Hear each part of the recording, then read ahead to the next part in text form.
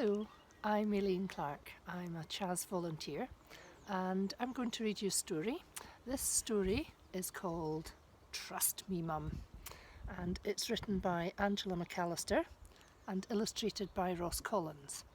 So ideally you want to be able to see the pictures, so what I'm going to do is I'm going to sit down so that you can see them over my shoulder. So excuse me while I get into my chair.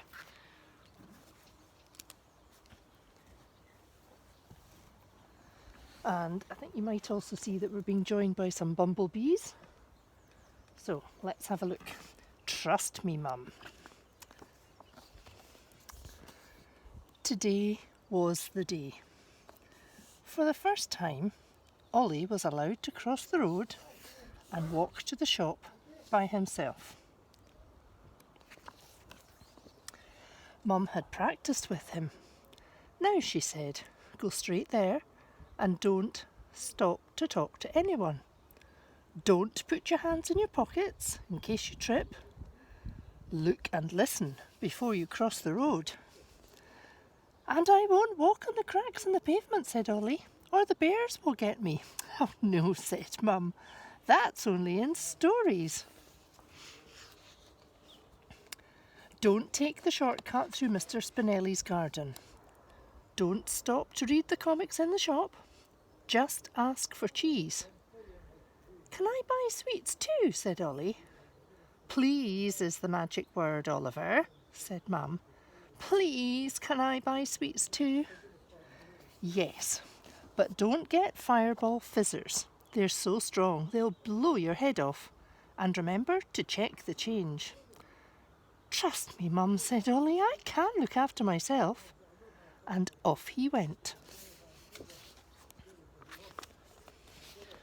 Ollie walked along the road humming happily. As soon as he turned the corner, a bug-eyed monster jumped out at him. Mum hadn't warned him about monsters. Roar! Roared the monster wildly. Roar! Roared Ollie even wilder. The bug-eyed monster hadn't been warned about boys. With a yelp, he turned tail and ran away. Ollie continued down the road. He passed a spooky house. Out of the window floated a ghost. Mum hadn't warned him about ghosts. Whoa! The ghost moaned at him. Sorry, said Ollie. I do believe in Father Christmas and the Tooth Fairy, but I've never believed in ghosts. For a moment, the ghost looked disappointed. Then it faded away like a sad huff of breath. Ollie came to the crossing. He looked and listened. He crossed safely. Now, which way, he wondered? The long path by the library? Or the shortcut through Mr. Spinelli's garden? Ollie sighed and took the long path. Around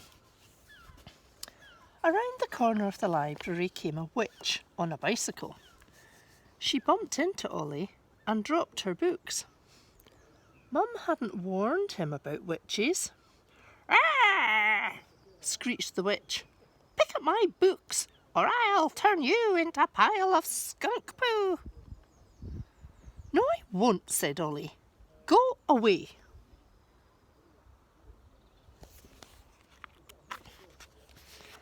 The witch cackled. "Ha ha ha! Only magic words make witches go away." "Abracadabra," said Ollie. Nothing happened. "Hocus pocus," said Ollie. The witch just grinned. Then Ollie remembered.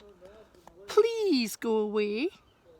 At these words, the witch screamed and disappeared in a puff of purple smoke. Ollie got to the shop. He asked for the cheese and chose some sweets, but he also wanted Fireball fizzers. I'll just have 2, he said. Small ones. Ollie checked his change, peeked at the comics, and then set off for home. I'm doing fine, thought Ollie.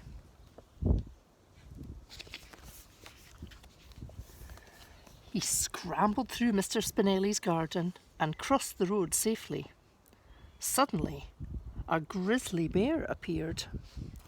Mum hadn't warned him about grizzly bears. "Roar!" growled the grizzly. It looked hungry. Ollie decided to run.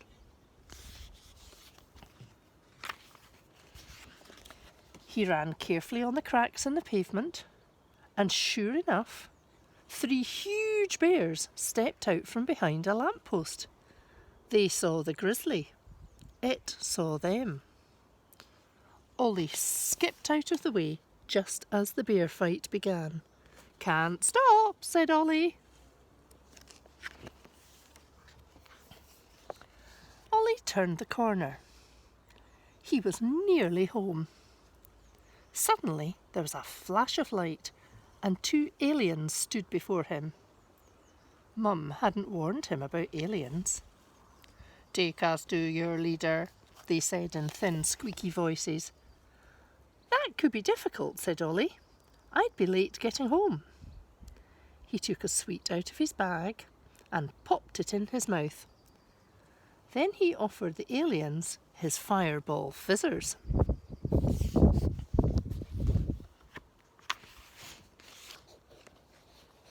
The aliens inspected the sweets, then popped them in their mouths. "Yark!" they shrieked. At once, steam shot out of their ears.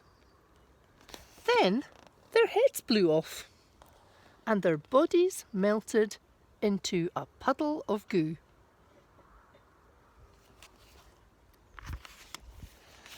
When Ollie got home, he gave Mum the correct change.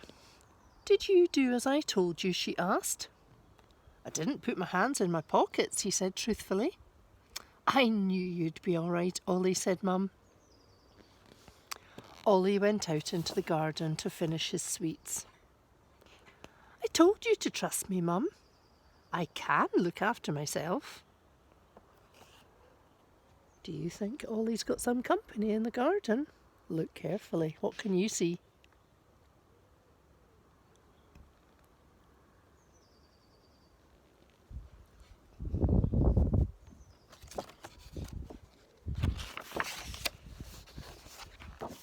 And that was Trust Me, Mum by Angela McAllister.